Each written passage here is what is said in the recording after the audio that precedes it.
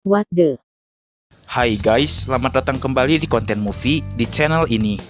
Di kesempatan kali ini, aku mau ceritain salah satu film horor lagi asal Indonesia yang konfliknya masih seputar pembulian. Nah, buat yang belum tahu, aku juga udah upload konten movie tentang pembulian yang berjudul Sunyi. Kalian boleh cek videonya di channel ini atau langsung klik aja e-card di atas ini ya. Oke lah, daripada lama-lama, siapin dulu aja cemilan terbaik kalian biar makin seru nontonnya. Setuju?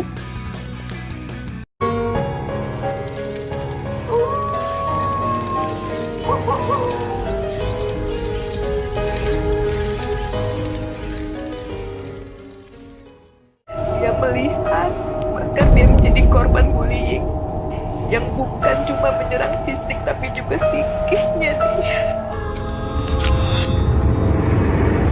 Film ini menceritakan tentang seorang siswi bernama Alanda yang masih duduk di bangku kelas 3 SMA di salah satu SMA swasta terfavorit di wilayah Bogor yang bernama SMA Pelita Bangsa. Tetapi di balik kemewahan dan kemegahan sekolah tersebut terdapat misteri 3 sajen yang disimpan di beberapa tempat di sekolah tersebut guys, yaitu di toilet, perpustakaan, dan ruangan multimedia. Kabarnya, sajen tersebut dibuat untuk menenangkan arwah siswa yang bunuh diri karena menjadi korban bullying.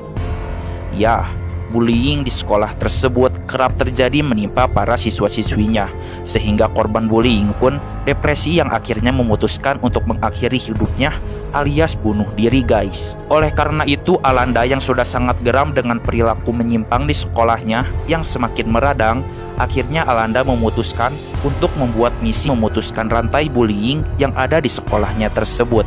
Riza dan Keira yang merupakan sahabat dekatnya Alanda sangat khawatir karena itu bukan masalah yang kecil dan akan sangat berdampak besar pada Alanda. Namun Alanda sudah sangat yakin dan memulai rencana untuk merekam semua kejadian bullying yang terjadi di sekolahnya tersebut. Singkatnya, Alanda mulai merekam perilaku bullying yang dilakukan oleh siswi yang bernama Bianca. Bianca merupakan siswi tercantik dan kaya raya yang ada di sekolah tersebut dan merupakan pacar dari seorang kapten basket tertampan yang bernama Davi. Tidak sedikit orang yang sangat terpana oleh Davi, sehingga banyak orang yang ingin mendekati dan menjadi pacarnya Davi. Tapi jika ada orang yang mendekati Davi, Bianca and the gang pun tak akan segan-segan akan membuli dan langsung menyiksa orang tersebut. Sades. Lanjut. Dan ternyata Bianca sadar jika ia sedang direkam oleh Alanda. Alanda dan Riza pun panik dan langsung pergi dari tempat tersebut. Scene pun beralih kepada Alanda yang baru saja selesai sholat, dan ia melihat ibunya yang sedang bersedih karena melihat rekaman ulang bersama almarhum suaminya. Alanda pun segera memberikan semangat kepada ibunya dengan menyanyikan lagu Cing Ciripit, yang merupakan lagu yang sering dinyanyikan oleh keluarganya dulu. Adegan film pun beralih kembali kepada Alanda dan Riza yang sedang berada di ruangan kepala sekolah. Diketahui Alanda dan Riza merupakan siswa-siswi terpintar di sekolah tersebut dan sama-sama masuk ke SMA Pelita Bangsa melalui jalur beasiswa. Dan kepala sekolah mengatakan jika akan ada satu siswa saja yang akan menjadi lulusan terbaik yang akan mendapatkan beasiswa lagi untuk melanjutkan ke perguruan tinggi bergengsi dan rekomendasi pekerjaan yang sangat bagus. Ya, jadi intinya mereka sekarang bersaing buat bisa dapetin posisi lulusan terbaik. Alanda dan Riza pun keluar dari ruangan Capsek dan Alanda terkejut karena ia mendapatkan bulian secara verbal berupa kata game yang menempel pada lokernya. Alanda pun segera mencabutnya dan pura-pura tegar di hadapan Riza. Riza pun pamit untuk pergi ke perpustakaan. Keira pun datang menghampiri Alanda dan tak lama kemudian datanglah Bianca dan langsung mendorong Alanda dan mengambil kameranya. Alanda pun berusaha untuk mengambil kembali kamera peninggalan almarhum ayahnya, namun kamera tersebut diambil oleh Davi yang merupakan pacarnya Bianca dan mengatakan jika Alanda ingin kameranya kembali, ia harus datang ke rumahnya pada pukul 9 malam. Dan kebetulan pada jam 9 malam di rumahnya akan diadakan party atau pesta anak-anak muda gitu guys. Pada saat pelajaran komputer, Alanda masih bimbang untuk pergi ke rumah Davi. Dikarenakan Alanda cantik dan pintar, Davi pun jatuh hati kepada Alanda. Padahal Davi ini pacarnya Bianca kan guys, tapi dia itu suka sama si Alanda. Dasar fuckboy. Lanjut. Davi pun terus menggoda Alanda, dan tiba-tiba komputer di sebelah Alanda pun hidup dan menampilkan kata "jangan pergi". Alanda yang panik pun meminta izin untuk pergi ke toilet.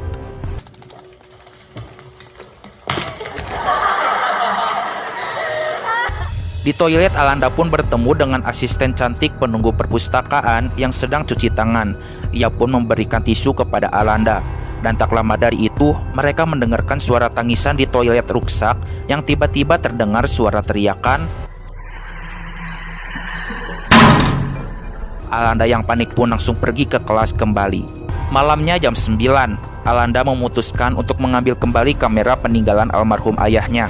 Dan sesampainya di rumah Davi, ia pun dipaksa untuk meminum alkohol sehingga Alanda pun mabuk dan tak sadarkan diri. Alanda pun dibawa oleh Davi dan ya begitulah. Dasar si Davi laknat. Sabar ya bos, lanjut. Pagi hari pun tiba. Alanda sudah ada di kasurnya kembali dan melihat jika kamera sudah ada di kamarnya. Alanda pun mengatakan kepada Keira yang sudah berada di rumahnya sejak pagi tadi jika kemarin dirinya berada di rumah Davi. Dan Keira pun menjawab, "Semalam lo masuk pakai kunci yang lo bawa." Mereka pun pergi ke sekolah bersama. Dan sesampainya di sekolah, Alanda sudah disoraki oleh semua murid karena video viralnya. Ternyata ketika Alanda sedang mabuk, ada yang memvideokan dan menyebarkan videonya itu ke sosial media yang menyebabkan nama baik SMA Pelita Bangsa pun tercoret. Alanda tak diberi kesempatan sedikit pun untuk menjelaskan semua kejadian itu. Dan nama Alanda pun sudah dicoret dari daftar siswa penerimaan beasiswa ke perguruan tinggi yang sangat bergengsi. Alanda sangat marah kepada Bianca dan langsung mendatanginya. Namun sayangnya bukan keadilan yang ia dapat, namun hanya cacian dan bulian dan kesalahpahaman yang Alanda dapatkan. Alanda pun sangat depresi dan memilih untuk mengakhiri hidupnya. Ia pun mengambil cutter yang ia dapatkan di ruang gurunya. Tak lama dari itu, Alanda yang sudah sangat tertekan kemudian secara tiba-tiba mual dan muntah dan ternyata Alanda telah hamil. Alanda sudah sangat rusak. Alanda pun meminta maaf kepada ibunya dan pada akhirnya Alanda pun membunuh dirinya sendiri di lift sekolahnya tersebut.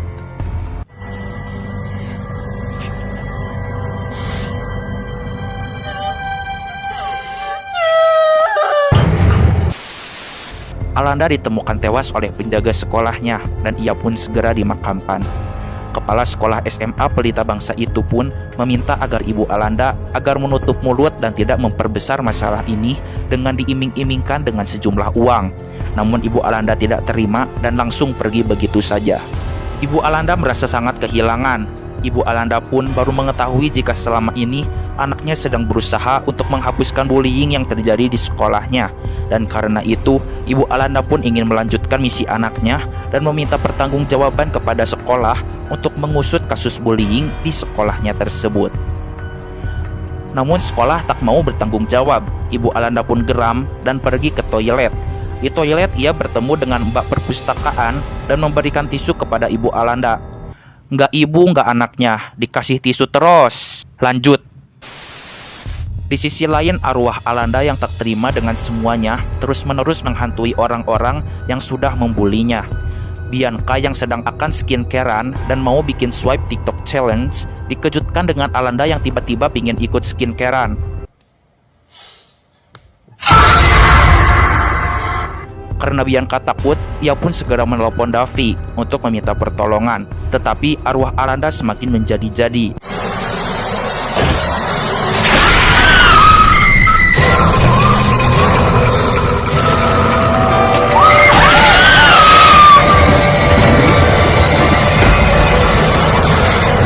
Dan Bianca pun tewas dalam keadaan tidak jadi glowing. Bye-bye anak pungut. Teror pun tak berhenti hanya di situ. Alanda pun meneror Davi secara terus-menerus dan Davi pun meminta kepala sekolah untuk memberikan sajen kepada arwah Alanda agar tidak mengganggu para siswa-siswi SMA Pelita Bangsa. Namun Riza pun mengusulkan ide jika arwah Alanda sebaiknya didoakan saja, tidak perlu diberi sesajen. Kepala sekolah tersebut pun terkejut karena sekolah tersebut sangat jauh dari agama dan diketahui tidak ada satupun musola di sekolah elit tersebut, sehingga para siswa-siswi yang akan sholat pun harus secara diam-diam sholat di ruangan UKS. Karena besoknya akan ada ujian nasional atau UN, maka kepala sekolah tersebut menyetujui agar sekolahnya didoakan agar proses UN berjalan dengan lancar. Dan kebetulan ayahnya Riza merupakan seorang ustadz, dan pada malam harinya mereka pun mendoakan sekolah tersebut. Keesokan harinya, UN pun berjalan dengan lancar dan Ibu Alanda datang kembali ke sekolah karena tidak ada sedikit pun itikat baik dari sekolah untuk mengusut kematiannya Alanda dan menyelesaikan kasus bullying di sekolah tersebut. Bukti-bukti ini akan saya sebar ke media biar semua orang tahu kalau sekolah ini tuh bobrok. Alanda.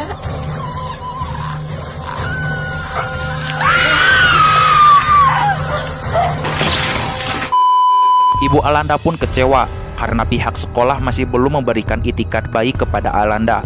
Dan di luar sekolah, ia bertemu kembali dengan Mbak Perpus. Dan seperti biasa Mbak Perpus ini ngasih tisu lagi guys. Fix, kita ganti aja ini jadi Mbak Tisu aja ya. Lanjut. Dikarenakan arah jalan pulang mereka sejalur, akhirnya mereka menaiki taksi yang sama. Ibu Alanda pun menceritakan jika Alanda sedang berusaha menghapus kasus bullying di sekolahnya. Dan akhirnya Mbak Tisu ini terharu guys dengan perjuangannya Alanda dan ikut bergabung untuk melakukan misi penghapusan kasus bullying. Keesokan harinya, SMA Pelita Bangsa kembali meraih prestasi sebagai SMA swasta penerima hasil nilai UN tertinggi di wilayah Bogor. Dan siswa peraih nilai tertinggi tersebut adalah Riza. Riza pun mengatakan jika ini seharusnya milik Alanda. Dan Riza mengatakan jika kasus bullying di sekolah tersebut harus segera dihilangkan. Kemudian Riza pun memberikan piala tersebut kepada Alanda. Akhirnya, pada malam prom night SMA tersebut, kasus Alanda pun terkuak kebenarannya oleh salah satu anggota geng Davi yang merasa iba kepada Alanda yang bernama Gary. Ya, dari awal aja si Gary ini udah simpati dan suka sama si Alanda guys. Tapi dia gak berani ngaku soalnya si Davi yang merupakan ketua gengnya juga suka sama si Alanda. Udah, lu ngapain di sini?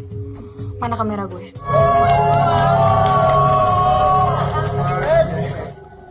Kita harus ngomong. Kalau kita yang buat Alanda mabok, kita yang ada.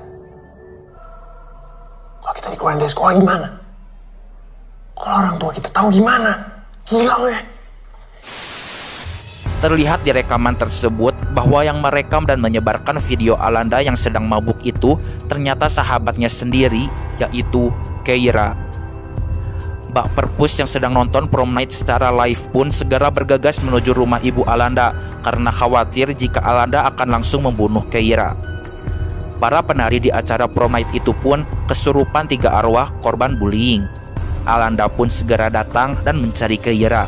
Keira meminta maaf kepada Alanda dan menjelaskan jika ia iri kepada Alanda karena Alanda cantik, pintar, jenius, dan banyak orang yang suka pada Alanda termasuk Davi, dan tak ada seorang pun yang suka kepadanya. Dan ternyata si Keira ini cinta mati sama si Davi guys. Makanya si Keira ini sampai nekat buat celakain dan menghasut sahabatnya sendiri, yaitu si Alanda guys. Dasar sahabat nggak ada akhlak. Lanjut.